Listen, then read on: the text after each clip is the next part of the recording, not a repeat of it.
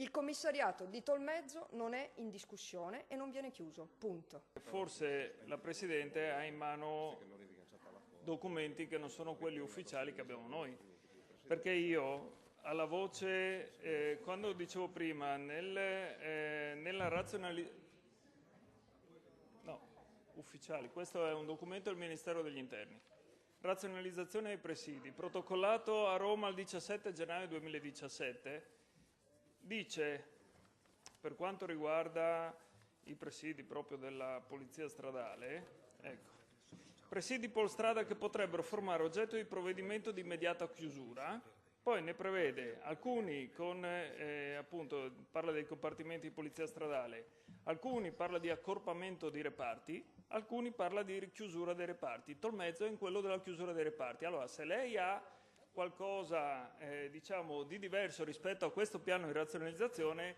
dove si parla solo di accorpamento di Tolmezzo con Amaro, è un discorso, ma qui c'è scritto chiusura, ok?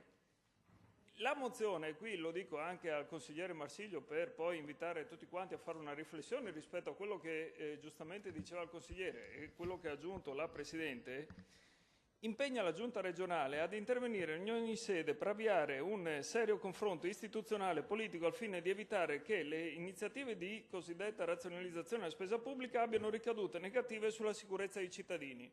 Vuole che aggiungo di tutta la regione?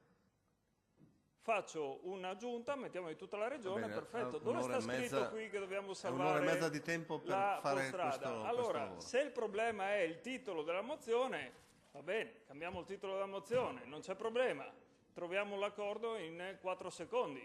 Ma se venite a parlare di strumentalizzazione e quant'altro, almeno leggete quello che andiamo a firmare. Bene, grazie.